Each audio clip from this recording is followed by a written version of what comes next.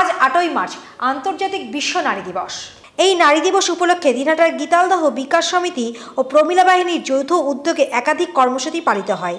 এদিন দিনহাটার মাতালহাট গ্রাম পঞ্চায়েতের রবীন্দ্র ভবনে নাবার, ডিডিএম কোচবিহার ও আলিপুরদুয়ার সহযোগিতায় নারী নির্যাতন প্রতিরোধ, বাল্যবিবাহ প্রতিরোধ, শিশুশ্রম ও শিশু পাচার প্রতিরোধ, স্কুলছুট বাচ্চাদের স্কুলমুখী সহ একাধিক বিষয় নিয়ে আলোচনা হয়।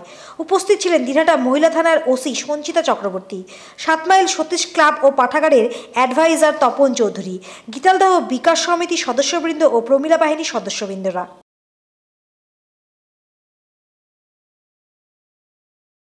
সাংঘাতিক একটা দারুণ এখন মোবাইল কি অ্যান্ড্রয়েড মোবাইল আমার কাছে আছে, এরকম বড় একটা মোবাইল আছে, যা খুশি এই মোবাইলের মধ্যে একটা ক্লিক করলে কিন্তু পেয়ে যাবে।